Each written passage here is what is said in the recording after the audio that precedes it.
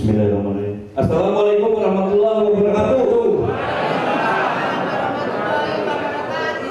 Ya, perkenalkan nama saya Didit, stokis dari Surabaya, beserta Bapak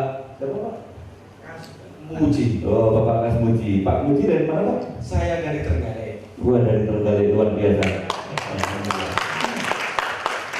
Bapak Ibu sekalian, terima kasih. Ucapan selamat datang kami sampaikan kepada Bapak Ibu sekalian, karena hari Minggu biasanya orang-orang di luar sana banyak yang piknik, betul kan tidak? Betul. Di luar sana minggu-minggu banyak yang leyeh-leyeh di rumah. Tapi hari ini Bapak dan Ibu sekalian untuk hadir di tempat ini untuk mendengarkan informasi yang sangat penting, untuk mempelajari bagaimana training eco farming dan ecofit. Betul kan Pak Budi ya? Betul sekali, karena saya petani dari Trenggalek aja merasakan hebatnya eco farming sama ecofit. Salam eco farming. Salam eco farming. Ada lagi sambutan dari leader Surabaya. Kami undang Bapak Suharjo. Bapak Suharjo. Beliau sudah sampai peraih rumah, berarti sudah mendapatkan motor, sudah dapat mobilio, sudah dapat pajero, sudah dapat, dan 1M tembus Bapak dan Ibu sekalian dalam waktu 1 tahun. Luar biasa. Terima kasih. Assalamualaikum warahmatullahi wabarakatuh. Segala puji kita panjatkan dari Allah SWT, Bapak Ibu sekalian, atas para rahmatnya masih kita diberi kesehatan dan keimanan. Bapak Ibu sekalian, gimana kabarnya hari ini, sehat semua? Keluarga di rumah sehat? Anak-anak sehat semua? Dompetnya sehat Bapak Ibu? Ikuti training ini dengan sungguh-sungguh Bapak Ibu. Nanti dompetnya akan dengan sendirinya sehat. Dompetnya tebel terus nanti.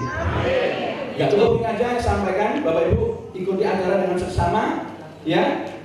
Dan endingnya Bapak Ibu harus bisa mentransfer ilmunya ke masyarakat. Siap Bapak Ibu? Ya. Apa kabar? Sinergi? Terima kasih. Assalamualaikum warahmatullahi wabarakatuh. Mari kita berikan tepuk tangan kepada Bapak Teguh Purnomo.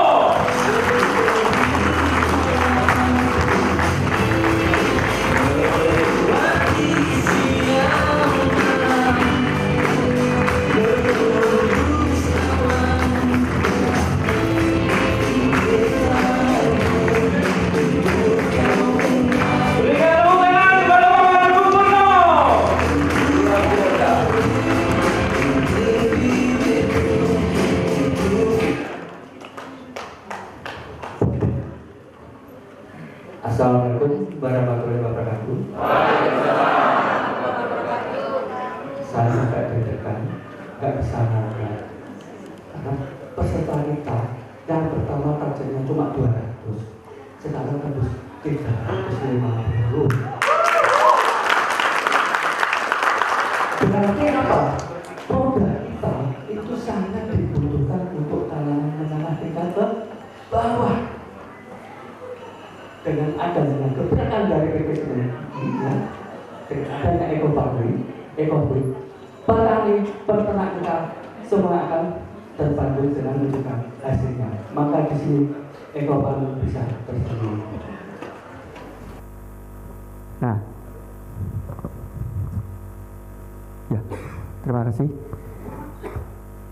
Di sini kita akan memberikan gambaran bahwa bagaimana eco farming itu bisa diterima di kalangan petani sehingga hasil produksi kita semakin meningkat, bukan semakin turun. Penggunaan pupuk NPK, penggunaan herbisida, pestisida, fungisida semua turun. Targetnya petani kan bagaimana kalau kita tuh tanam biayanya rendah tapi hasilnya maksimal. Itu yang diharapkan petani begitu. Tapi kenyataan di lapangan apa? Biayanya membengkak apa turun? Bengkak kan? Ya. Di sini kita memberikan sedikit gambaran. Di Indonesia selama kurun waktu 40 tahun belakang ini, petani menggunakan pupuk kimia itu secara berlebihan itu semakin tinggi semakin meningkat, bukan semakin turun. Dan saya dapat kabar dari pemerintah 2-3 tahun lagi pupuk NPK akan sulit dicari di pasaran karena sudah terwarning dari WHO. Indonesia Guru Organik tahun 2012, tapi pada saat itu 2012 Indonesia belum mampu, sehingga nanti 2021 diwajibkan Go Organik di Indonesia harus terwujud. Kalau petani kita masih manual, masih menggunakan dengan dosis tinggi, bagaimana nasib petani? Bagaimana hasilnya? Belum lagi hasil yang dihasilkan petani itu sangat berbahaya bila dikonsumsi. Contoh beras. Beras itu kalau kita konsumsi yang paling aman rendemen pestisidanya itu 0,060%. Itu baru aman di tubuh kita. Tapi beras kita berapa? Pernah lab enggak? Enggak pernah kan? Beras kita itu 40-60%. Mendekati 100% racun. Karena apa? Pada waktu permasalahan di lapangan, penggunaan insek herbipumi itu dengan dosis tinggi. Bahkan kalau nggak sembuh dengan berbagai macam itu dilakukan. Benar itu. Kemarin ada seorang telepon pada saya, benar Pak, saya telah terjun dari lapangan itu menangis. Ternyata sayuran itu kalau tidak sembuh diobatinya dengan pakai apa? Baygon. Ada lagi dengan berbagai macam pestisida itu dioplos. Dan itu yang bilang bukan saya, para mitra, para sahabat kita yang terjun di lapangan, yang dulu nggak pernah terjun di pertanian, sekarang semuanya terjun. Kalau saya sendiri terjun nggak mungkin, makanya saya butuh teman-teman saudara kita yang ada di PT Sinergi untuk mewujudkan manusia, masyarakat, petani kita supaya sukses. Dan perusahaan akan memberikan dampak yang luar biasa, yaitu reward yang akan dibagikan secara gratis. Itu tujuan dari PT BES. Sehingga kita akan menyosialisasikan bagaimana pola tanam kita sehingga nanti petani bisa berhasil dengan sukses. Kita nanti akan meluncurkan laboratoriumnya dari UGM. Ya, karena apa? Ini sudah dianjurkan oleh kementerian, kita diwajibkan ke UGM sama IPB. Makanya kita pilih saja UGM, karena produk kita mau go internasional. Silakan Bu Eka untuk memberikan testimoni, apa yang diberikan motivasinya, apa yang diaplikasikan, silakan diberikan sedikit informasi, silakan. Assalamualaikum warahmatullahi wabarakatuh. Bismillahirrahmanirrahim. Alhamdulillahirabbil alamin. Salatu wassalamu ala mursalin wal anbiya'il wal mursalin sayyidina Muhammadin sallallahu alaihi wasallam. Bismillahirrahmanirrahim. Saya di sini ingin berbagi cerita. Nama saya Eka Budiarti. Bu Eka ya. Saya sekarang tinggal di Kediri, tapi aslinya saya di Bungurasi Surabaya. Oh gitu. Iya, jadi ikut suami. Oh, ke suami. Silakan Ibu ya. Latar belakang saya itu mikrobiologi, tepatnya di saya pernah kuliah di salah satu universitas negeri di Surabaya. Alhamdulillah luar biasa. Ya. Jadi kerjaan saya itu sebelum menikah tuh full di lab satu Full hari. di lab ya? Iya, di mikrobiologi. Mikrobiologi luar biasa. Di Ya. perusahaan rempah-rempah pasar ekspor. Wah, sangat luar biasa. Memang sudah jodoh ya, jodoh saya petani. Oh iya. Dari keluarga petani akhirnya saya resign ikut ke Kediri. Di situ hampir semuanya petani.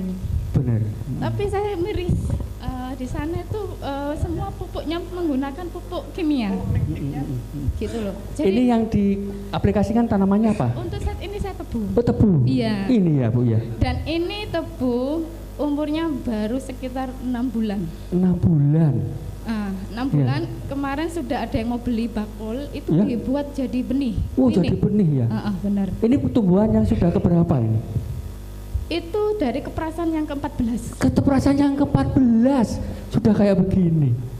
Tuh. Ini sudah kultur yang ke-14, bukan kultur yang pertama. Betul. Jadi benihnya Ya. itu sekitar 15 tahun yang lalu. 15 tahun kemarin, Nah, luar biasa. Jadi ini cerita, ya itu tadi kan saya miris sekali ngelihat semua petani itu pakai Ya. pupuk kimia gitu loh. Jadi alhamdulillah saya berterima kasih sama Ibu Justina ya. Bustina. Sponsor saya yang mau mengenalkan ke Eco Racing. Di situ Ya. saya lihat ada pupuk organik. Pertama kali saya tertarik ke Eco Racing itu karena ada pupuk organiknya. Wah, luar Tuh. biasa ya.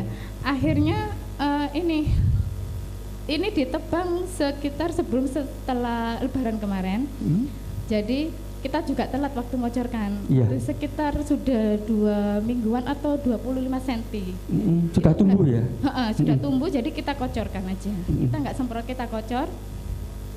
Nah, itu jadi untuk yang dasaran itu kita mundur. Mundur gitu ya? Jadi diaplikasikan 5 kali kan seperti Iya. itu.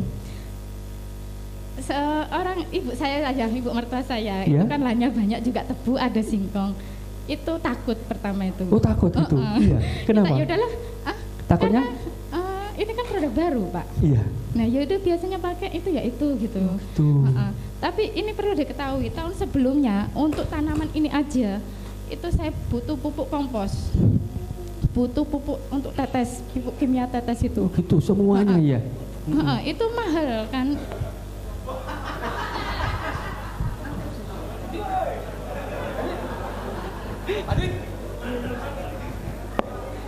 Ya sebentar Bu ya, nggak apa-apa, lanjut.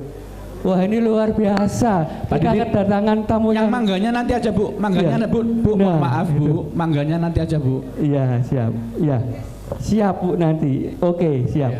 Lanjut untuk tanaman tebu, ya. Jadi di situ kita pakai sendiri dulu. Nah kalau untuk yang ibu itu memang dikasih, cuman tapi tidak sampai tuntas. Tidak sampai tuntas ya. Dan hanya punya kita kan tebangnya terakhir ya Pak, terakhiran setelah Lebaran. Yang lain itu sebelum Lebaran. Dan alhamdulillah itu mungkin kemarin sudah di video sama Pak Agus ya. Iya. Itu tingginya itu sampai sekitar 170, setinggi suami saya itu. Alhamdulillah luar biasa. Betul. 170 ya. 170 iya. Dan itu jika dibandingkan kan sebelahan sama punya saudara yang pakai tetes, itu beda sekali Pak. Yang dulunya pakai pupuk kandang, pupuk Di tetes. sana kan ada tetes yang cair itu. Iya, yang Amina itu ya. Iya, Iya, betul. terus? Ada yang pupuk yang apa ya, Ponska urea Iya. Nah itu kan saya kemarin tahun sebelum pakai eco farming itu untuk lahan 140 ru. 120 ru ya. Ru itu bata ya. Bata, iya. Jadi Itu kurang hektar lebih itu 100 ru. iya. Nah, seperti itu. Untuk pupuk kandang, kemudian untuk tetes itu hampir 3 juta lebih. 3 juta lebih. Ya? Dan panennya butuh waktu 1 tahun. 1 tahun. Dapatnya 7 juta sekian. Oh gitu. Setelah dikurangi ongkos produksi, terus untuk tebang, ngasih makan, ngasih rokok. Nah, tinggalnya cuma sedikit. Cuman 3 sekian, tidak Ya. ada separuhnya. Setelah pakai eco farming, Setelah pakai eco farming, alhamdulillahirabbil alamin. ya. Kemarin itu laku 10 juta. Mantap, luar biasa eco farming. Dan kalau dikurangi ongkos produksi kan pakai FO ya Mas. Iya. Butuh 2 botol 500. Untuk lab kita punya mesin lab sendiri, Iya. pakai eco diesel lebih irit juga. Butuhnya 200 untuk beli solar. 400.000. Nah, kita juga enggak pakai bayar buruh tani untuk klentek. Oh gitu. Saya persilakan petani yang di sana punya ternak diklentekin, tapi dikasih tahu hati-hati jangan sampai rusak tebunya. Wah, alhamdulillah. Diklentekin, jadi kita enggak bayar buruh tani. Iya. Cuma 400.000. Kita juga sedekah. Orangnya suka Pak, karena apa katanya?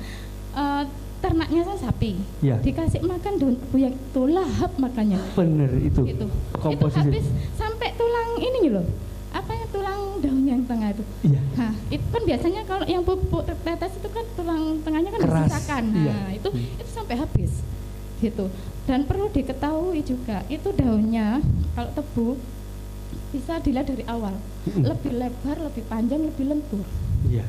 Gitu, lebih halus permukaannya. Nah, kalau ya orang yang pabrik gula itu pasti tahu dilihat tulang daunnya. Kalau yang pakai pupuk tetes atau rabuk itu ada sambungan. Nah, itu kan dilihat dari berapa kali pemupukan. Tapi Iya. kalau ini lurus, Iya. itu. Siap. Itulah Seperti itu. testimoni dari Ibu Ika, tebu kita yang sudah 14 kali panen bisa reproduksi dengan maksimal. Dengan biaya sangat murah, petani-petani kita bisa tersenyum. Yang mangganya tadi ya, Ibu siapa ya? Lupa ini. Ini Bu, Bu Dahlia ya. Mangganya segini, Bu. Nah, tadinya seberapa, Bu? Kecil-kecil ya. Nah, jatuh sendiri. Masih basah, subhanallah ya. Nah, segini. Ini katanya paling kecil, ya. Ya. Mangga, nggak tahu apa ini, kok kayak gini. Apa ini? Mangga apa Ibu? Mangga apel, ya. Itu silakan. Bisa ya. kayak gini, Ya, ini. yang besar sekelapa. Ya, nanti kita terangkan. Ini sebagai testimoni dulu, supaya nanti kita kalau ada materi itu semuanya bisa masuk ke otak. Bisa nanti kalau setelah pulang kita siap, kalau terjun di petani, kalau kita punya lahan pertanian, kita siap gerakan Indonesia, gerakan petani untuk Indonesia. Siap? Ya, luar biasa.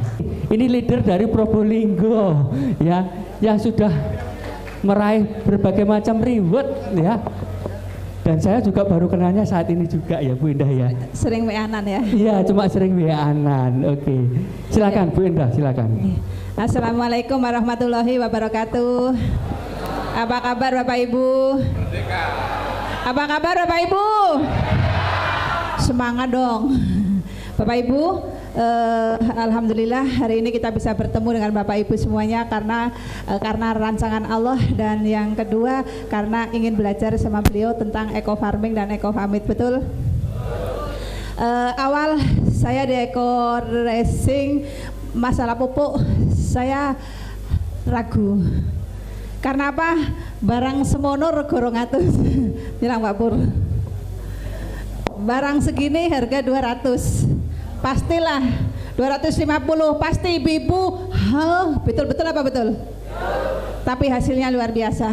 Terbukti saya tidak punya tanah di depan, cuma mangga satu aja di jalan. Saya siram sedikit-sedikit, entah itu nyalain aturan atau enggak. Yang penting saya sebagai leader harus praktek, tidak banyak teori. Betul apa betul? Saya coba ini ambilin sedikit-sedikit karena tanaman mangga cuma satu. Saya campur gula merah, saya campur air sedikit, kira-kira lah ini kan seharusnya 1 liter. Ibu diagnosa sendiri, pokoknya sedikit aja, nggak kelebihan dosis, yang kira-kira aja menurut otak saya. Cuma satu itu loh Bu, kalau ibu beli sayur satu apa, baskom plastik itu ya. Saya biarin 1/4, saya siram setiap hari Minggu. Masya Allah mangganya itu luar biasa. Yang matang belum matang sudah tumbuh buah lagi. Di rumah ini yang kemarin sudah mulai panen, sudah ada yang masih muda lagi. Terus ada lagi kesaksian pisang. Pisangnya punyanya mama saya, nanam di daerah Probolinggo kota. Itu Masya Allah pisang itu tundunannya lebih dari 20 tundun. Pisang Ambon. Salah dari atas sampai bawah itu besarnya sama. Kan kalau pisang yang bawah kan kecil-kecil itu ya Bu ya. Masya Allah besarnya sama. Terus jeruk nipis itu tidak pernah kurang dari buah sama bunga. Buah, bunga lagi, buah, bunga lagi. Tepuk tangan buat Bapak Ibu semuanya. Terus ada lagi sawi. Kakak saya itu senang nanam sawi ya pokoknya sayur-sayur, kangkung apa itu ditaruh di pot plastik itu yang tempat-tempat sampah itu Masya Allah luar biasa. Sebetulnya hari ini kakak itu mau ke sini tapi kemarin nguras lele. Kenapa itu Pak? Kena patilnya ya? Kena patil ya. ya. Kena patil, jadi sakit. Salam buat semuanya dan salam buat Bapak. Amin. Buat ibu-ibu semuanya yang di lapangan sebagai leader, jangan ragu menawarkan ini. Walaupun pertama rasanya tidak percaya kalau hasilnya bagus, kalau kurang yakin, Bapak Ibu yang di ruangan ini wajib nyoba sendiri. Nggak punya tanah, cari pot untuk minim nanam lombok atau kangkung atau buah bunga-bunga ya Pak. Boleh. Di sebelahnya. Bagaimana rasanya perubahannya? Kalau sudah oke mencoba, baru Bapak Ibu perang di lapangan. Setuju? Tepuk tangan buat Bapak Ibu semuanya. Terima kasih banyak. Assalamualaikum warahmatullahi wabarakatuh. Waalaikumsalam. Terima kasih Bu Tah. Sangat luar biasa. Terima kasih Pak Pur. Oke siap. Ya.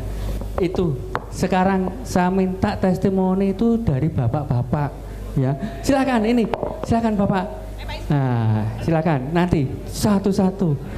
Boleh, silakan. Boleh. Baik, terima kasih. Assalamualaikum warahmatullahi wabarakatuh. Jadi perkenalkan, nama saya Fendi Mono Arfa dari Provinsi Gorontalo. Wah, Jauh. tepuk tangan untuk Gorontalo ya. Jauh-jauh di Surabaya pengen melihat khasiat eco farming. Silakan Bapak. Jadi saya juga termasuk peraih Mokes, Wah, alhamdulillah. termasuk luxury, tapi Oh. baru rencana. Oh, gitu. Baru rencana. Baru rencana. Ya, baru rencana. Amin, Insya Allah. doanya ya. Belum meraih aja sudah berani, apalagi yang belum, apalagi yang sudah cuma diem banyak.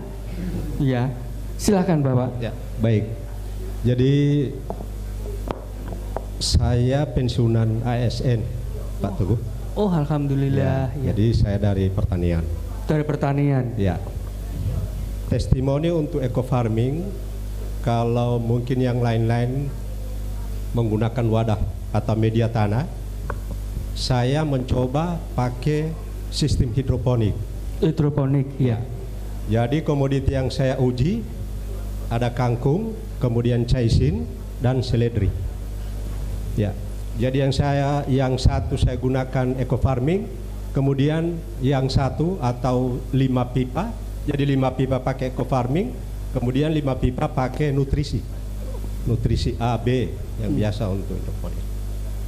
Tanggal tanamnya sama, saya lihat pertumbuhannya, ternyata yang menggunakan eco farming cepat sekali mendorong pertumbuhan vegetatifnya. Alhamdulillah, tepuk Ya. tangan ya. Ya.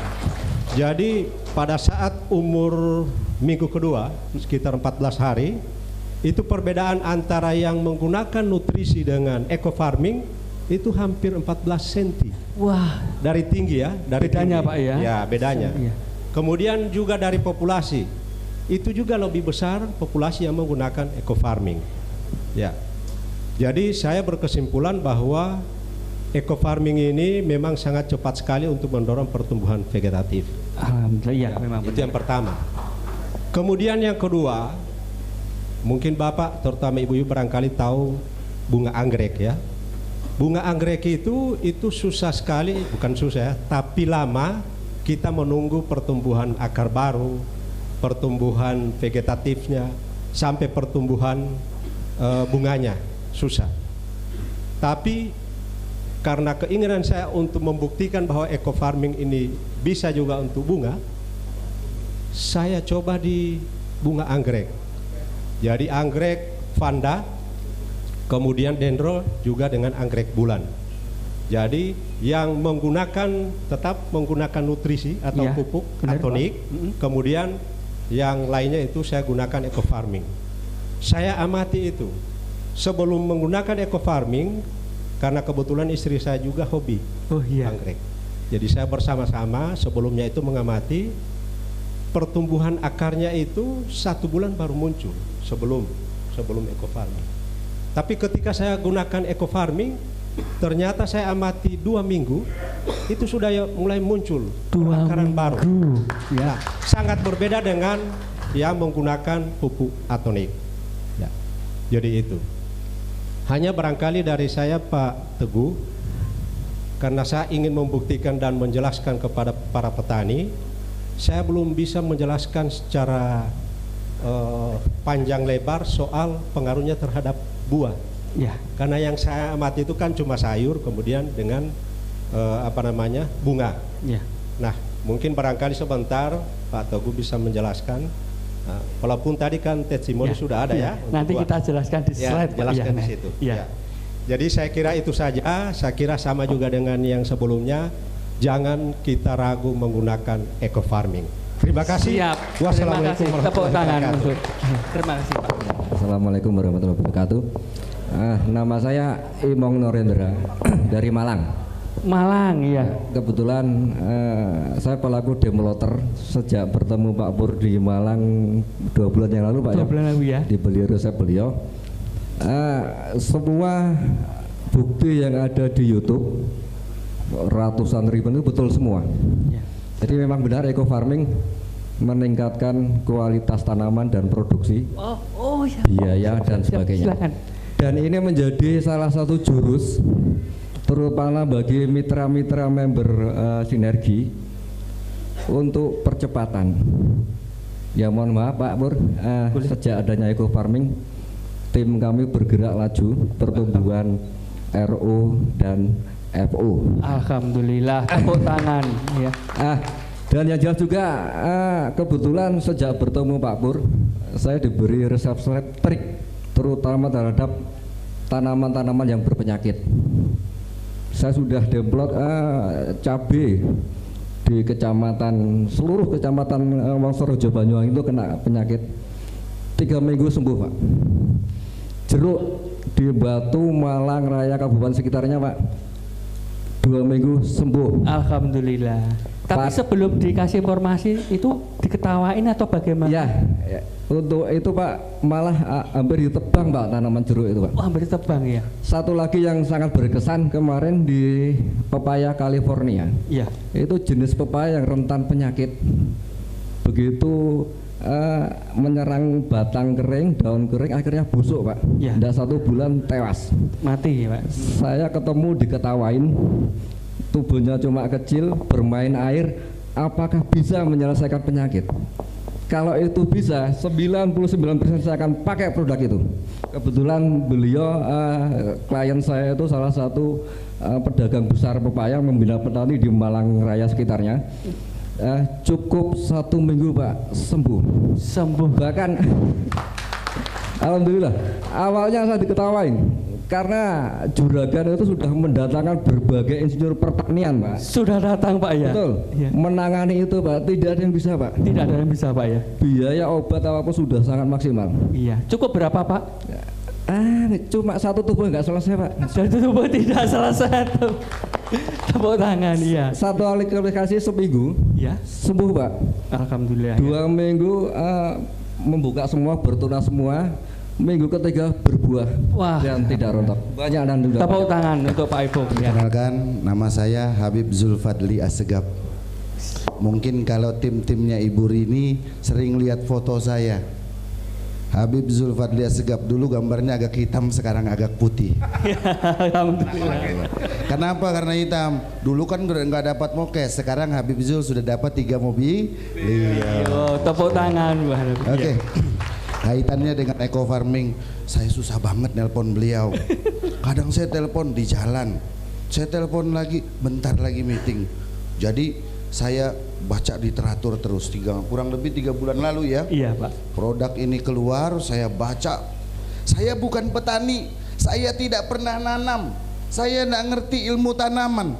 Tetapi begitu produk eco farming, saya yakin ini pasti produk yang sangat luar biasa. Ya, terus saya pelajarin, saya teliti, saya pelajarin betul-betul. Dan dahsyatnya waktu itu ada teman saya datang, waktu itu saya masih di Surabaya. Oh, gitu. Anak saya anak saya mondok di Bangil 2 orang. Jadi waktu itu kena kutus KBS, saya harus rawat 2 minggu di Surabaya. Jadi pada saat daripada waktu saya cuma terbuang percuma, saya panggil teman-teman mitra-mitra, dan salah satu itu ternyata punya channel anggota dewan di Sumbawa. Langsung saya telepon, langsung saya bicara dengan anggota dewan Sumbawa, dan saya diundang gratis ke Sumbawa untuk praktek eco farming. Ya, saya terbang ke sana, ternyata di sana ada beberapa yang kita uji coba untuk tanam jagung. Ternyata daun jagungnya kayak daun pisang hasilnya. Itu Habib sendiri yang rasakan. Begitu Habib pulang di bandara, ketemu Habib dengan salah seorang distributor besar pupuk di Bima. Wah, jadi karena sudah kenalan, Habib pulang. Terus Habib kirimin video-video, terus Habib kirim sampelnya ke Bima. Bima tahu kan Bima? Ya. Dan insya Allah Habib sudah komitmen dan janji dengan dia, siap membantu dia mulai bulan Februari nanti untuk mendemplot 198 desa di Bima. Tepuk tangan untuk Bang Habib yang turun. Terus kembali, Habib punya tahan juga kayak ibu tadi 1 hektar. Habib balik ke Banjarmasin, nggak pernah nanam, jadi suruh orang aja nanam gitu. Sekarang Habib tanam sekitar 200 pohon buah-buahan. Baru sekitar sebulan yang lalu, memang cangkokan, baru sebulan yang lalu rata-rata sudah mulai berkembang dan berbuah. Alhamdulillah, luar biasa. Sekarang Habib jadi petani, dulu nggak pernah nilai petani gimana, sekarang Habib pengen jadi petani. Mungkin itu saja yang bisa Habib sampaikan. Alhamdulillah, luar biasa. Semua assalamualaikum warahmatullahi wabarakatuh. Tepuk tangan, ya. Perkenalkan dulu, nama saya Ismam dari Probolinggo. Sebelum di PT BES, saya petani selama 4 tahun, petani organik. Jadi Bapak Ibu, saya bisa buat pupuk organik, bisa buat pupuk POC ya, pupuk organik cair, pupuk organik padat, bisa buat obat pestisida organik, termasuk fungisida organik. Kalau mau belajar gratis. Alhamdulillah, luar biasa. Kemudian datanglah eco farming, karena saya pembuat POC ya. Yang segini aja 1 hektar, berarti saya tidak percaya. Percaya enggak? Sulit percaya. Tapi tetap saya coba. Sawahnya ya sawahnya teman-teman, saya tidak punya sawah kok memang. Jadi dulu saya jadi petani itu nyewa semuanya. Setelah di PT BES ya saya kembalikan bukan sawah saya, kan gitu. Jadi gini, saya coba di teman-teman yang mitra-mitra ini yang punya, saya coba apa dulu? Mulai dari cabai, tomat, terong, apa saja sudah saya coba. Baru setelah itu saya mengadakan home meeting, saya bawa hasilnya, maunya seperti itu. Sekarang sedang percobaan. Pertama, saya aplikasikan apa adanya. Jadi ambil 40 cc, saya anukan semua. Ternyata masalahnya banyak. Pak, daunnya kok hitam-hitam, blontrok-blontrok. Kenapa ya, kata saya tadi. Ini tidak pernah terjadi. Kenapa begini?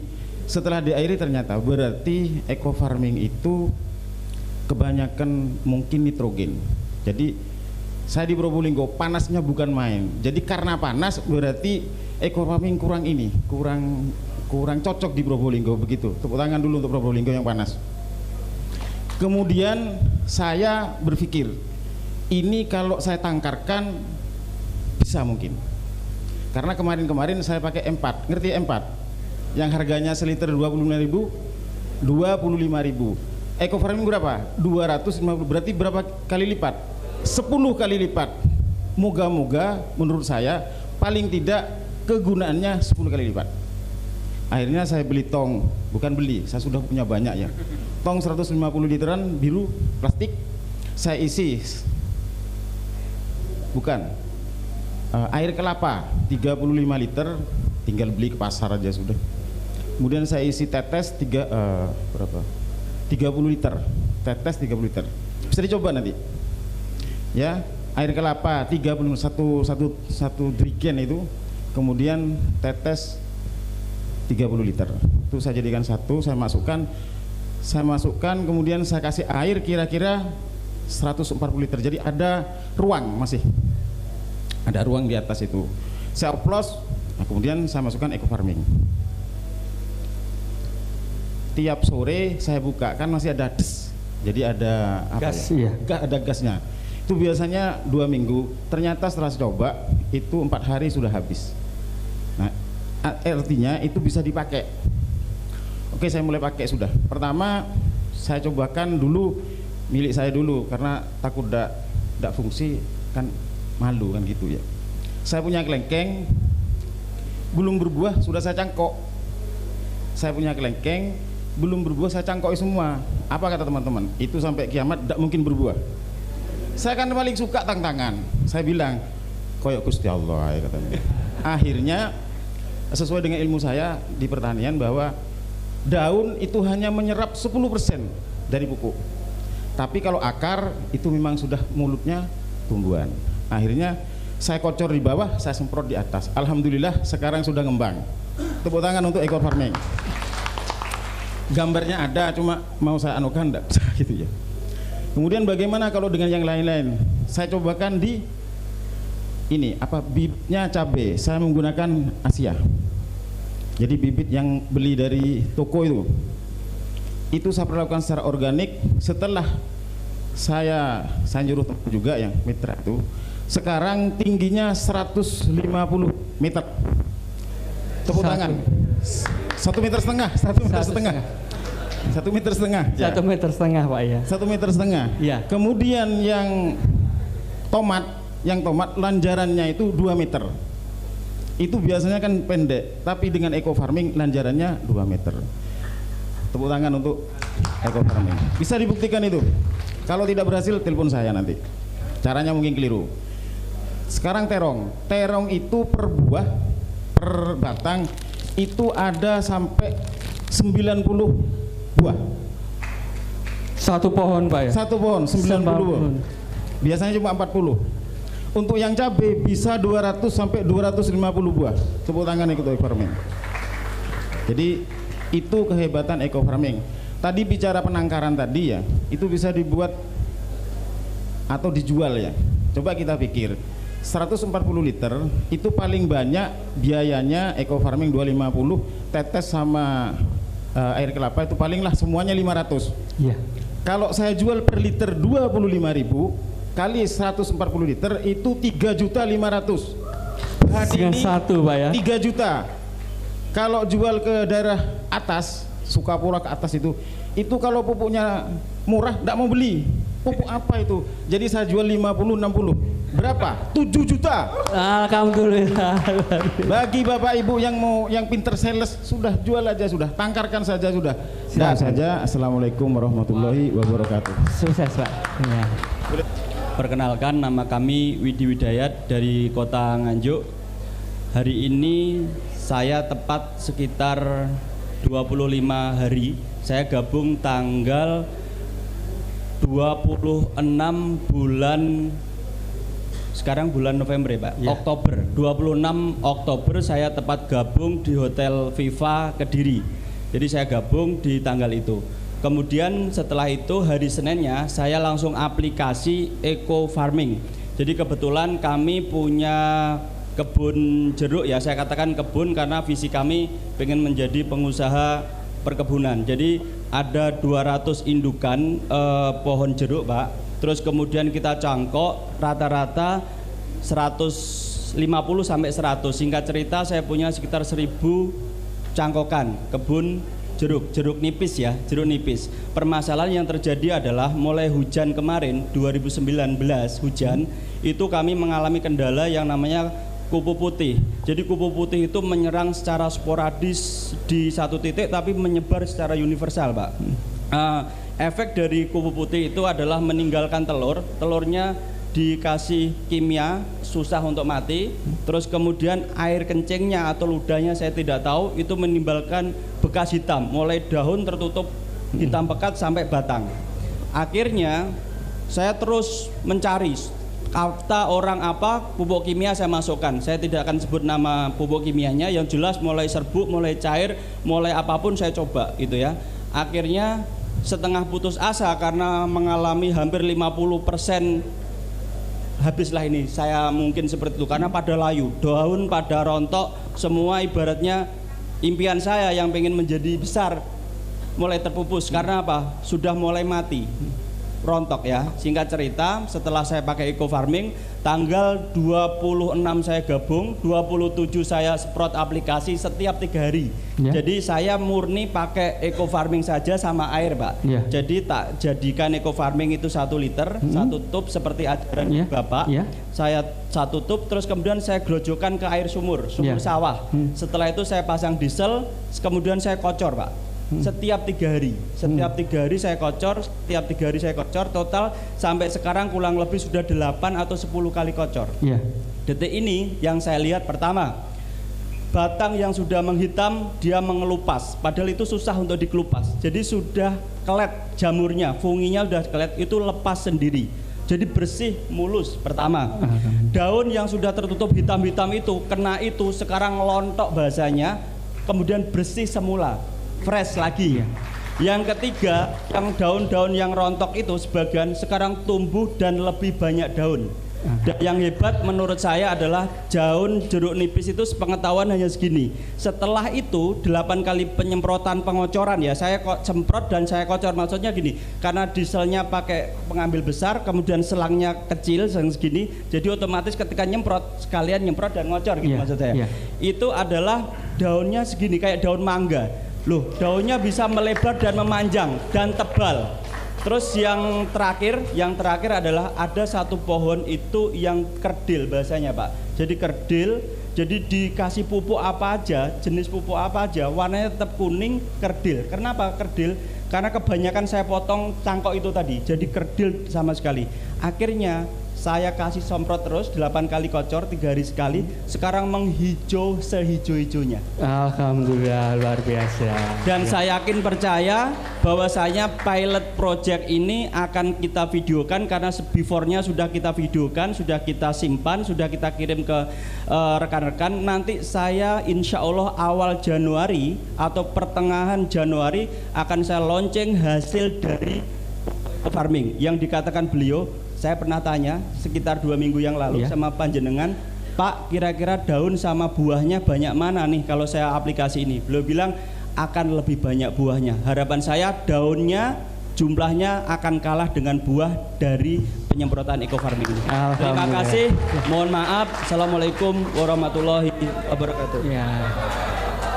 Yang pertama percacahannya cuma berapa? 60. Yang kedua membludak menjadi 350 orang. Tepuk tangan untuk Surabaya untuk barometernya ya. Kita lanjut, tadi sudah sedikit testimoni. Sebetulnya kalau kita mau testimoni itu banyak sekali. Dari berbagai macam tanaman itu ada semuanya. Tapi nanti waktu ini yang menipis, kita lanjut ke pokok permasalahan, materi. Supaya nanti kalau sudah pulang, sehingga aplikasi yang di lapangan itu tidak salah dosis, tidak salah penggunaan. Tetapi dengan penggunaan eco farming, biarpun caranya aplikasinya salah atau kurang, tetap hasilnya tetap Kita lanjutkan. Semakin kerasnya tanah bukan disebabkan oleh hilangnya tanah lapisan, ya, itu namanya lapisan topsoil. Di Indonesia itu ada 18 karakter tanah. 7 diantaranya tidak ada di dunia. Ini kelebatan Indonesia, karena negara kita katulistiwa, agraris, sumber pertanian, peternakan, apapun yang dihasilkan Indonesia itu melimpah. Itu dulu. Sekarang bagaimana? Turun. Benar enggak? Nah, dengan sinilah kita akan memberikan solusi yang terbaik untuk petani. Dampak penggunaan pupuk kimia harus segera diatasi dengan penerapan pupuk organik seperti Hayati yang bersifat sebagai pembenah tanah, berguna untuk meningkatkan produktivitas tanah. Jadi faktor utama di bidang pertanian itu yang kita utamakan adalah tanahnya dahulu, bukan bibit, bukan pupuk. Harus paham. Ibaratnya kita makan, itu wadahnya dulu harus bersih dulu supaya nanti kalau kita makan tidak bau, bener nggak? Tetapi sekarang di para petani setelah panen tanah dibiarkan atau dikelola? Biarkan kan? Karena unsur hara itu habis dari hasil panen. Setiap pemanenan itu terkikis terus, sehingga tanah kita tuh lama-kelamaan jadi keras. Itu yang pertama. Yang kedua, dari dampak penggunaan pupuk-pupuk yang ada di lapangan seperti NP dan K. Karena pupuk NP dan K itu terurannya tidak sama.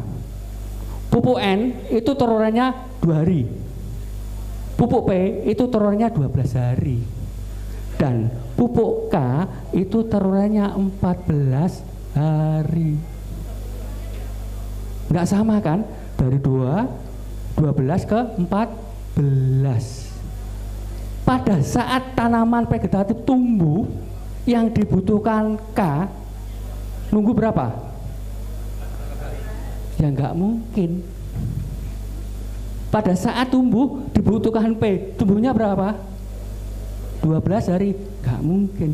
Maka di sini harus ada namanya mikroba Azotobacter. Itu adalah bakteri pengurai dan penghantar. Di saat dibutuhkan, kita tidak nunggu yang 14 hari, yang 12 hari. Di saat butuhkan tiga-tiganya langsung landing. Jadi nanti penggunaan ekofarming itu kalau sudah digunakan, mikroba itu akan bekerja sesuai dengan porsinya. Hitungan menit dan detik, sehingga 1-3 hari tanaman langsung berubah. Nah, karena apa? Kalau di pertanian, kalau pengen bagus, kadar CN ya, CN itu karbon nitrogen yang ada dalam tanah itu minimal harus 5%. CN kita itu berapa? Di bawah 1%. Jadi tanah sekarang itu rata-rata 99% Indonesia tanahnya sudah miskin, sehingga hasilnya tidak bisa maksimal. Untuk menaikkan itu harus ada CN, itu namanya karbon nitrogen, itu harus 5%. Kalau di eco-racing namanya oktan, untuk menaikkan oktan. Kalau di pertanian menaikkan CN, yaitu karbon nitrogen ya. Kita bedah dulu yang pertama, ini aplikasinya. Kita lihat contoh yang di atas, contoh ya, itu kan ada min 5, itu 5 hari sebelum tanam ya. Ini ada min 5, tergantung tanamannya apa, ada padi, ada jagung, ada apa, kita ngikuti ya. Ini ada 6, itu berarti 6 apa? 6 tubuh atau 6 botol ya, itu untuk olah lahan. Yang kedua di bawahnya ada jagung, butuhnya 4, sesuai tanaman apa, kita lihat ya. Aplikasi selanjutnya semprot. Untuk padi minimal 2 minggu sekali, berarti umur 14 hari, 28, 42 dan seterusnya. Ini semua tabel untuk 1 hektar. Untuk 1 hektar. Kalau hanya kurang dari 1 hektar, tinggal dibagi. Nah, berarti butuh 6 tube atau 6 botol. Nah, 6 botol kan untuk 1 hektar untuk olah lahan. Itu 5 hari sebelum tanam, itu yang paling bagus. Ya, sebentar ya. Sudah tahu ya, paham ya? Selanjutnya ada pertanyaan, Pak, bagaimana kalau saya sudah bajak baru disemprot dengan ekofarming? Pertanyaannya apa? Boleh. Paling bagusnya itu setelah panen. Nah, setelah panen itu kalau butuhnya 6, 3 dulu aplikasi, 3 sebelum tanam. Jadi fungsinya ini untuk aplikasi tanah itu untuk mengangkat pupuk-pupuk residu yang ada dalam tanah yang tidak bisa diserap oleh tanaman. Karena sifat pupuk itu majemuk dan non majemuk. Yang majemuk itu bisa diserap, yang non ini berbahaya bagi tanah. Nah, yang kedua, pada saat padi sudah umurnya misalkan 2 minggu ya, 3 minggu atau 1 bulan, kan masih kecil. Bagaimana aplikasi untuk olah lahannya? Nggak mungkin kita akan semprot ke lahan karena tanahnya masih kecil, benar nggak?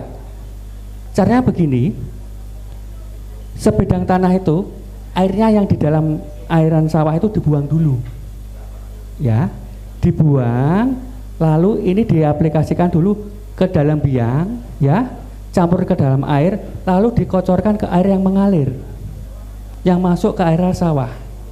Dengan catatan air yang ada di sawah ini dihabiskan dulu, keringkan minimal 1-3 hari. Setelah kering baru dikocorkan, Pak. Nah, di sini tidak ada kata terlambat. Mau tanaman 1 bulan, 2 bulan boleh. Cuma kalau sudah 3 bulan, Pak, saya mau aplikasi ini tanamannya sudah 3 bulan, ya nggak bisa. Karena tanamannya mau panen. Sumber degradasi penyakit itu datanya bukan dari benih, bukan dari yang lainnya, tapi dari struktur tanahnya yang tidak kita olah. Padi itu kan butuhnya 6, ya. Nanti umur 14 hari butuhnya 1. Berarti apa? 1 tube untuk 1 hektar. Caranya gimana? Setelah ini kita cairkan ke dalam 1 liter, cukup per tangki gunakan 40-50 cc. Kalau bingung ukurnya cc, itu bisa pakai botolnya ini. Nah, ini botolnya ini ukurannya 45 cc. Nah, ini bisa untuk 1 tangki. Daripada kita bingung, 1 cc 1 mili itu sama, cc dengan mili itu hitungannya sama. Kadang-kadang petani kan 40-50 cc itu seberapa, Pak? Kalau yang bawa pupuknya nggak tahu, petani gimana mau aplikasinya? Bener nggak? Iya, cukup menggunakan wadahnya bisa digunakan, ya. 1 liter sudah ada di biang itu bisa sampai 20-23 tangki. Nah, jadi nanti kalau ada sisa, ya, sisa setelah kita penyemprotan dan kita taruh botol, kalau nanti dibuka 1-2 minggu atau 1 bulan berikutnya bau, berarti itu mikrobanya hidup. Maka perlu ditambah dengan makanan, yaitu berupa molase. Molase itu adalah gula. Ya, yang penting jangan gula putih, karena gula putih ekstraknya beda. Harus pakai gula merah. Ukurannya sejempol kaki atau 1-2 gram. Mau 3 gram juga boleh. Silahkan. Kalau kita nyari molase susah, pada waktu masih bau, kasihlah dengan gula. Nah, tetes tebu boleh. Sama, ya. Kalau sudah dicairkan, nanti suatu saat itu bau dan tidak dikasih dengan molase atau gula, itu mikroba lama-lama akan mati. Tidak ada manfaatnya. Nanti 6 bulan, 8 bulan, semua jadi bening. Bening. Kalau sudah bening, ya selesai, jadi air biasa. Pak, kalau sudah saya cairkan, saya masukkan dalam botol, ditutup atau dibuka, harus ditutup. Supaya anaerob, tidak kedap udara, terfermentasi dengan baik lagi. Kalau dibuka nanti timbul berbagai macam, karena virus menyebarnya lewat udara. Ada yang enggak? Ya udah, kalau saya pengen setengahnya dibelah aja jadi 2, kamu 1, kamu 1. Banyak kan yang di YouTube? Itu kita enggak boleh. Enggak boleh. Kalau mau baginya harus cairkan dulu, karena ini bergeraknya secara manual dan vertikal, horizontal vertikal. Jadi naik dan turun. Kalau dibagi pasiennya mikrobanya di sini, yang di bawah gimana? Ya nggak dapat, karena hasilnya nanti tidak maksimal. Jadi apa? Keberuntungan, bener nggak? Ya, kita lanjut. Sudah paham ya? Jadi sebentar Pak. Nanti itu tadi butuhnya 1. Di statement akhir itu adalah jumlah. Contoh tanaman padi akhirnya totalnya berapa? 10. Berarti 1 hektar butuh 10 tube. 1 hektar. Tergantung tanah kita. Lahan kita ada berapa hektar atau kurang dari 1 hektar. Silahkan dibagi. Paham ya? Mikroba ini sangat-sangat tidak berbahaya bagi tubuh. Contoh tidak berbahayanya begini. Setelah kita aplikasi ke lahan, kita penyemprotan atau memegang, kita tidak usah cuci tangan, langsung makan atau minum, ya, langsung pakai, itu tidak ada efeknya bagi tubuh. Berarti di situ tidak ada Salmonella dan E. coli, karena bakteri yang berbahaya itu Salmonella dan E. coli. Gini, yang mau saya tanyakan, eco farming apakah bisa digunakan setiap saat? Seperti contohnya saat sekarang musim kemarau, Madiun kan belum ada hujan. Benar. Nah, apakah itu siap digunakan dan tidak ada pengaruh negatifnya pada tanaman seperti cengkeh, durian, kopi dan sebagainya seperti itu? Ya, sebetulnya semua sumber kehidupan alam, ya, baik tanaman, baik hewan maupun manusia, itu yang dibutuhkan adalah air. Benar nggak? Pada saat kita makan, suatu saat nyelek di tenggorokan, butuhnya apa? Air kan? Sama dengan tanaman, tetap butuhnya air. Tetapi biarpun musim kemarau, tetap bisa menghasilkan yang lebih, sehingga petani juga bisa panen, tapi dengan ekstrim, ya. Jangan sampai nanti saya aplikasi nggak pernah sekali dikasih namanya air, yang mana bisa tumbuh dengan bagus. Tetap digunakan, dosisnya berkurang, tidak masalah, sesuai dengan kemampuan. Kalau ini musim kemarau-nya panjang, bisa gunakan tanaman palawija. Tahu mangga? Yang dimakan cuma apanya? Buahnya. Bagi bapak-bapak, ibu-ibu yang sudah usianya lebih dari setengah abad, ya, termasuk saya, ya, saya 2,5 abad loh, tapi masih muda. Karena yang saya konsumsi, satu, dari produk sinergi, yang kedua, saya makan terutama sayuran dan lalapan itu dari daun mudanya mangga. Nah, buat apa ini Pak? Karena daun mudanya mangga itu ada zat tanin. Zat tanin itu zat untuk membalas sel tua menjadi muda. Tepuk tangan di eco farming. Kalau nggak ada eco farming ini nggak akan tahu. Hah? Nah, tapi kita bukan kambing loh ya. Itu bener. Ya. Jadi caranya begini. Pokoknya intinya yang sudah menggunakan produk kita, yang belum pernah menggunakan produk kita dan kita konsumsi, rasanya pahit dan getar. Kalau sudah menggunakan produk kita, rasanya manis. Bisa dibuat sayuran, bisa dibuat lalapan. Dampak dari penggunaan semua yang ada di lapangan, air akan terinfeksi dengan berbagai macam penyakit. Ingat, setelah menggunakan eco farming, misalkan lahannya lahan sawah, itu nanti 2-3 minggu atau 1 bulan warnanya jadi kuning atau coklat, itu harus dibuang. Airnya, bukan tanamannya, ya, airnya yang dibahas kita air, ya. Jadi ada yang petani setelah aplikasi 1 minggu itu airnya jadi kuning, itu ada. Karena setiap wilayah tidak sama, itu harus dibuang. Karena apa?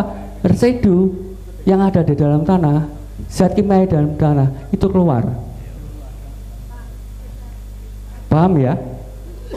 Yang ketiga, kandungan unsur biologis dalam tanah berkurang. Mikroorganisme yang ada dalam tanah, jasa ternik yang bisa mengurai dalam tanah, semuanya nggak bisa hidup. Kalau dulu kita di sawah minimal berapa? 60 cm, benar nggak? Sekarang berapa senti? 5 cm. Ini dampaknya. Yang keempat, daya tahan tanaman terhadap hama penyakit berkurang, sehingga meningkatkan penggunaan pestisida, insek, dan herbisida yang berdampak negatif bagi manusia. Karena sekarang banyakkan jenis bibit itu hibrid, karena sudah disetel.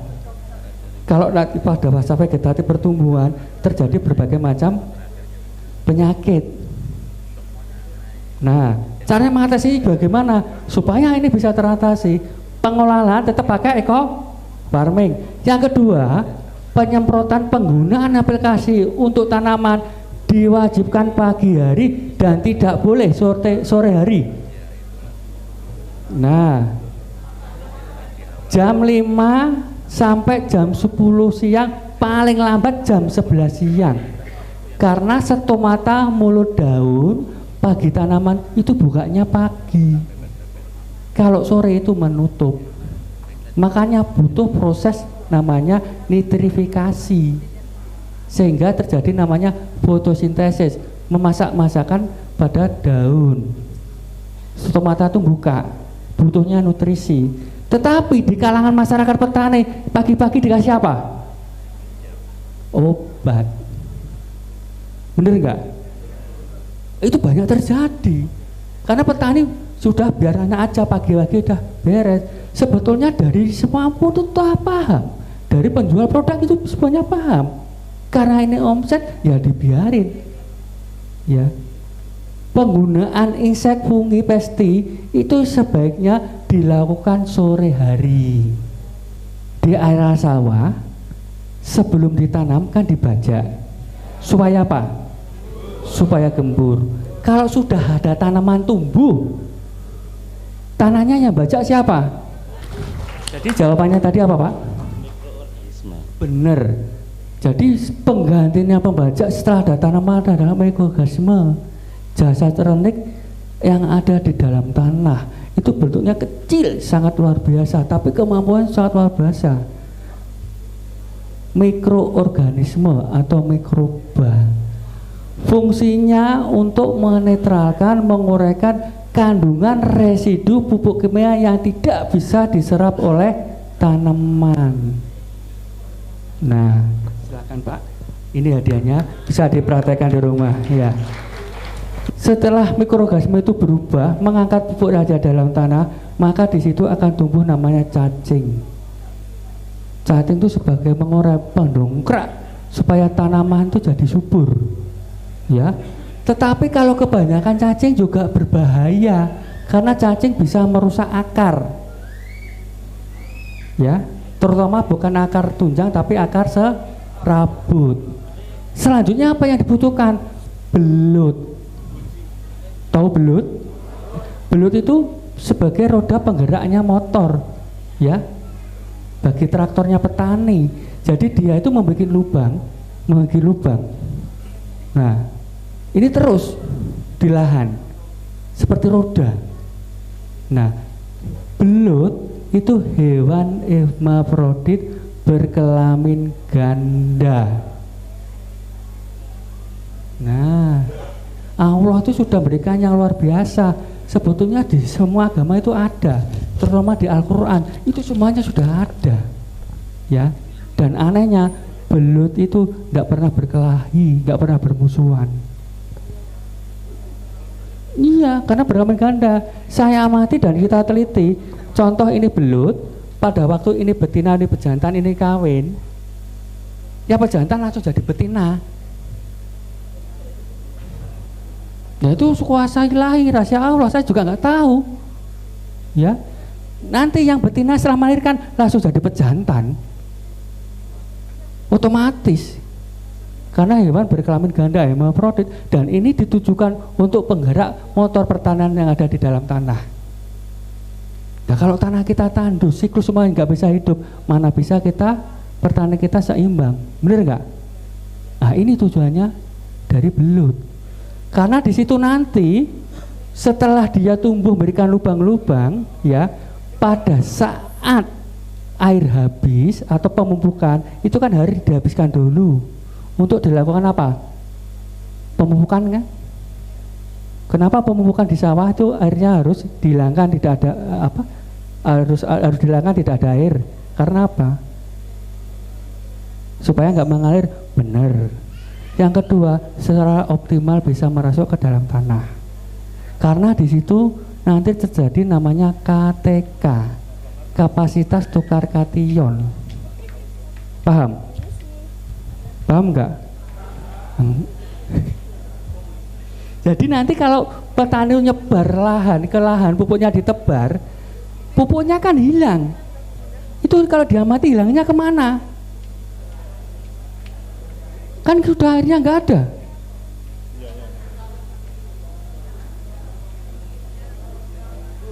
itu kan jadi ion. Nah, ion nanti di situ namanya terjadilah kapasitas tukar KTK. Disitulah mikroba Azotobacter bekerja, sehingga nanti lubang-lubang terjadi di akar-akar. Itu yang dibutuhkan akar, karena tanaman tumbuh dengan bagus harus ada aerasi pernapasan pada akar. Itu yang dibutuhkan adalah auksin, gibelin, sitokinin, dan etilen. Itu hormon yang dibutuhkan oleh tanaman. Nah, caranya bagaimana?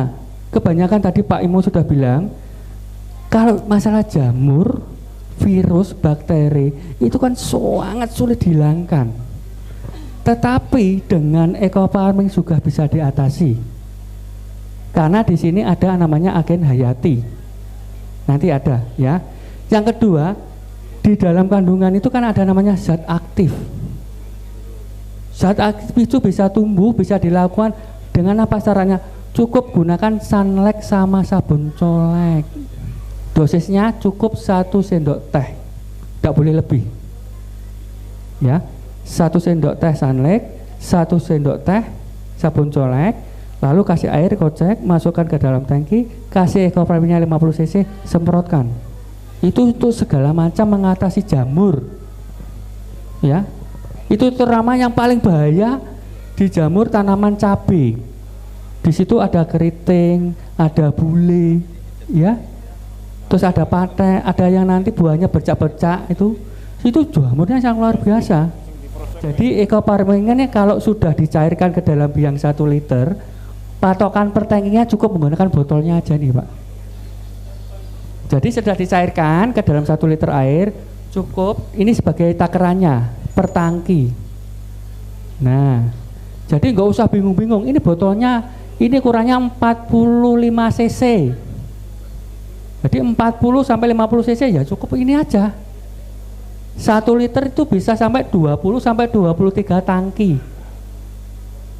Nah, tetapi jangan salah, saya harapkan jangan sampai begini. Ini tanaman cabai kita lihat keriting. Tahu-tahu ya sudah Pak, saya semprot aja langsung menggunakan ekofarming, sabun sunlight sama sabun colek. Jangan. Jadi sebelum itu dilakukan, tanaman dikasih nutrisi dulu dengan catatan dikocor, disemprot, baru 3 hari action menggunakan sunlight sama sabun coleknya.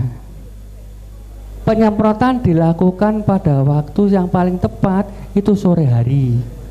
Tapi kalau pagi hari gimana? Boleh, karena kita juga organik. Ini bedanya. Jadi organik itu mau pagi mau sore bisa, tapi dominan budayanya di pagi di sore hari. Paham ya? Ya, jadi mulut daun itu bukanya pagi. Maka butuhnya nutrisi.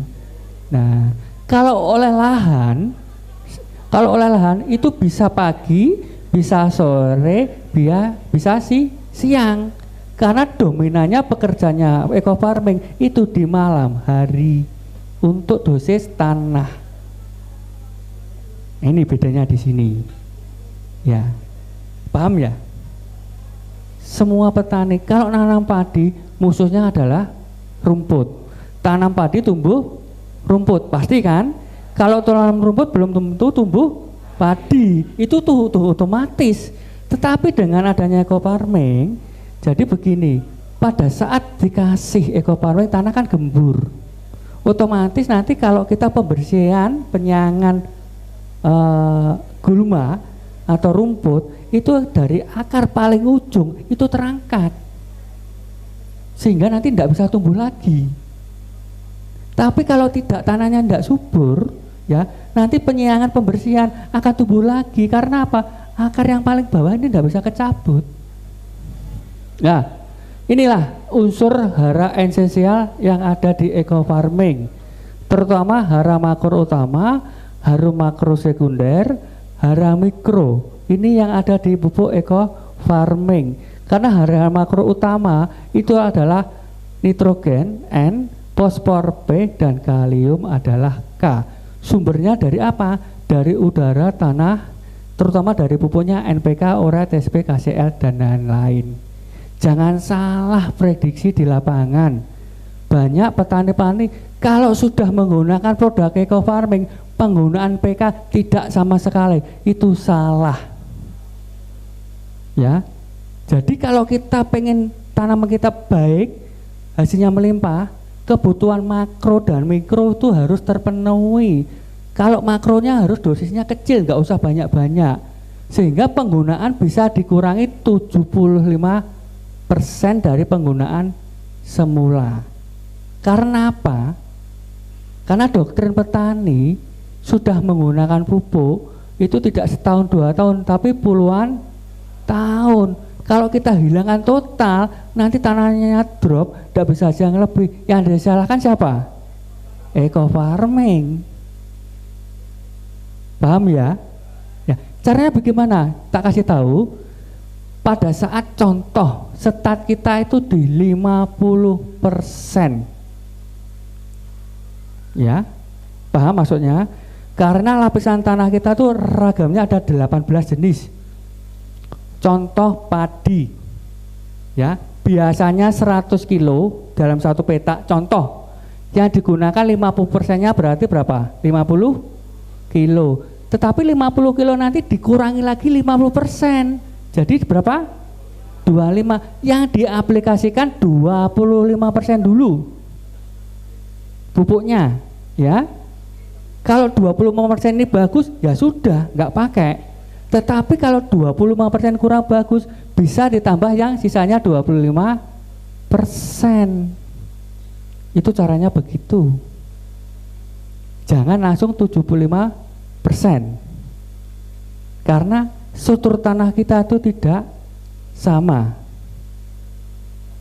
Paham ya? Belum? Ya nanti Bu ya. Yang kedua, ada hara makro sekunder, itu sulfur S, magnesium Mg, kalsium Ca. Itu sumbernya dari apa? Dari tanah, dolomit, kapur pertanian dan ZA. Jadi untuk meningkatkan pH dalam tanah itu harus ada unsur makro sekundernya, terutama kapur pertanian. Rata-rata pH kita kan di bawah 5%. pH kita paling bagus itu 7.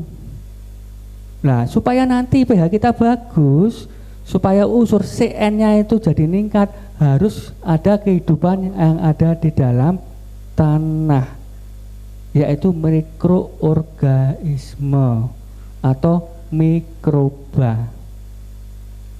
Kenapa harus pakai pupuk kandang?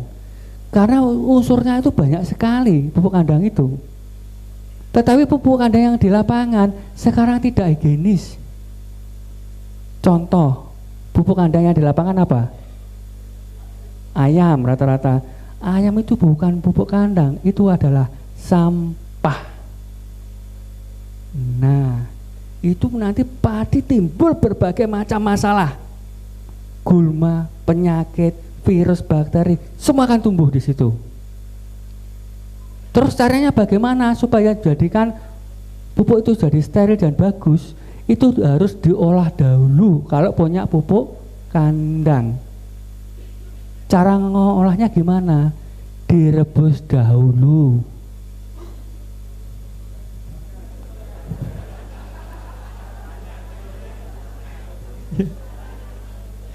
Nah, ketawa dulu ya. Jadi ngerebusnya iminnya bukan pakai kompor yang besar. Kalau Pak saya tuh habisnya 5 ton lah, kompor saya seberapa Pak? Bukan itu. Jadi ngerebusnya supaya gulma, bakteri, virus itu bisa mati dengan batu kapur. Tahu batu kapur? Kalau nggak tahu, tanya di toko bangunan buahnya. Gamping ya. Dosisnya berapa? 1 kuintal pupuk kandang ditambah dengan 1 kilo batu kapur. Itu dicampur, difermentasi, ya. Minimal itu 1 minggu, ditutup dulu, ya. Biarin 1 minggu, itu paling cepat. Semakin lama ya semakin bagus. Karena ini sebagai apa? Sebagai pemanas untuk mematikan unsur X tadi. Nah, setelah 1 minggu baru dibuka, disemprot dengan eco farming supaya mikroba itu tumbuh. Setelah tumbuh nanti tutup lagi biarnya 1 minggu, baru digunakan di lahan. Itu menjadikan kompos plus, sehingga nanti reaksi dari kimiawi ya, apapun yang ada di dalam pupuk tadi seperti gulma, virus, bakteri, penyakit dan semuanya itu akan mati. Nah, paham ya?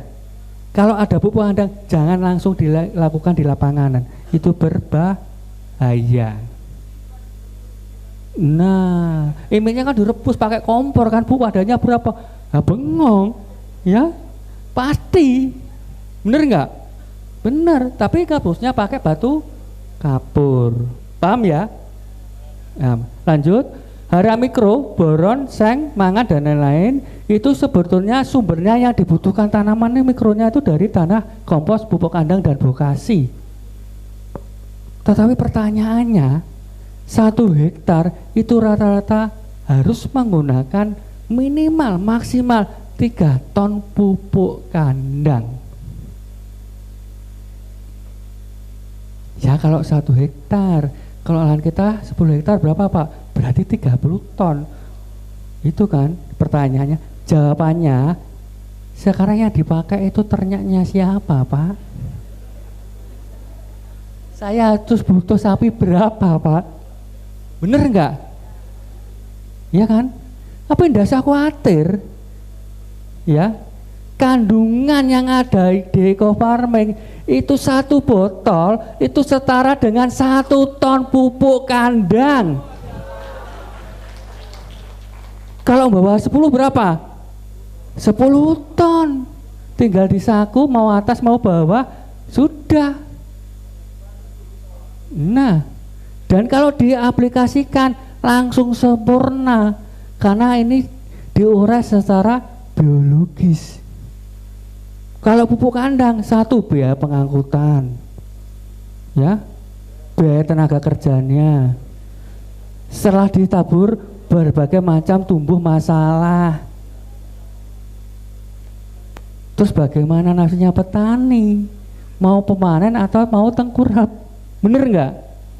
Nah, 1%-nya itu sebetulnya yang dibutuhkan adalah mikroorganisme.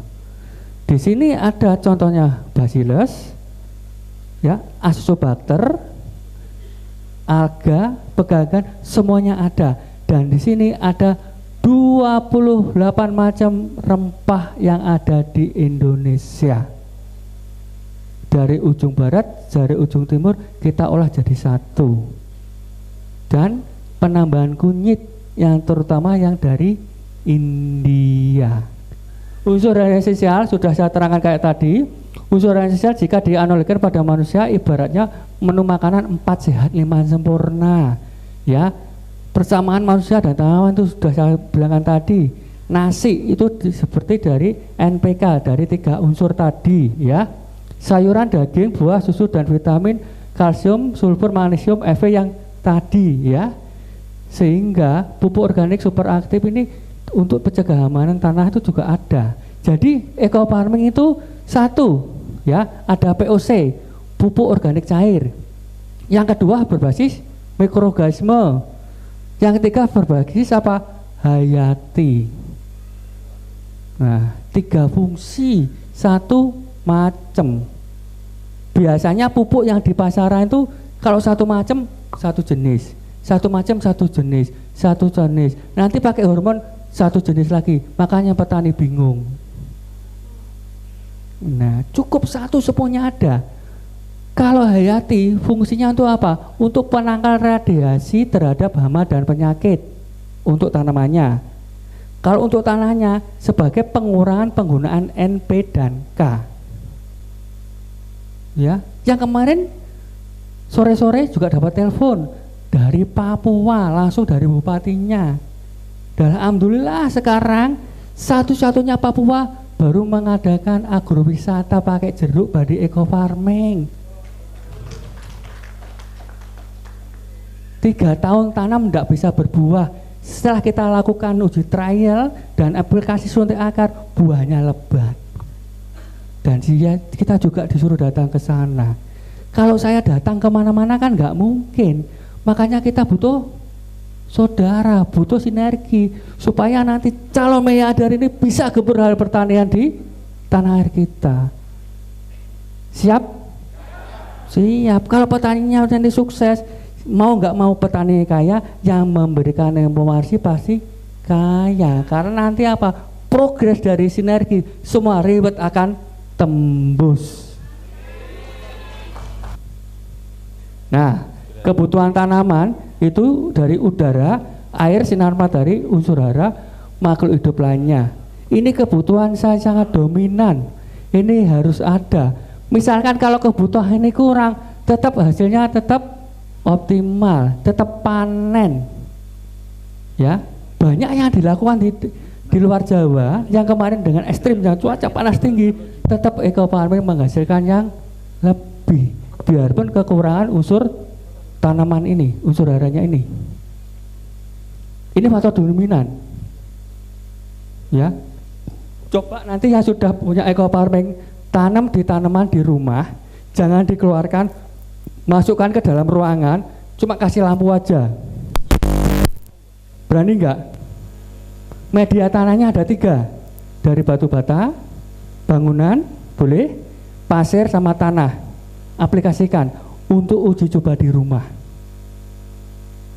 untuk ngetes kandungan pupuk eco farming. Nah, komposisi tanah ideal kita itu udaranya butuhnya cuma 20-30%. Ya, airnya sama 20-30%, mineralnya 40% sampai 50%. Yang 1% itu adalah mikroorganisme berupa pupuk kandang tadi, yang 4% itu bahan organik, sehingga CN kita dibutuhkan adalah 5%. CN itu adalah karbon nitrogen yang ada di dalam tanah. Kalau di crossing namanya menaikkan oktan, kalau di pertanian menaikkan CN. Terus saya kasih tahu, kalau bapak-bapak, ibu-ibu punya lahan pertanian, bentuknya pertanian apapun, tolong ditanami dengan pisang. Tanaman pisang itu sangat bagus untuk berkembang biaknya mikroba, jangan salah. Itu harus, karena nanti pada saat musim kemarau, mikroba itu akan berkembang dan berteduh, berkembang biak di bawah pohon pisang. Ini fungsinya pohon pisang. Biarpun tanah kering, kalau kita gali di situ pasti ada air sama cacing, bener nggak? Nah, itu harus kita punya. Mau perkebunan harus juga ada. Nanti kalau ada tanaman pisang yang tinggi, kalau sudah panen, ya, sudah panen kan ditebang. Ini yang namanya bawah itu bonggol atau apa? Bonggol kan? Itu dikeduk, dibalik. Bukan tanahnya, bonggolnya dikeduk dibalik. Umbinya. Nah, itu dibalik. Nanti itu pohon pisang akan tumbuh kerdil tapi buahnya panjang.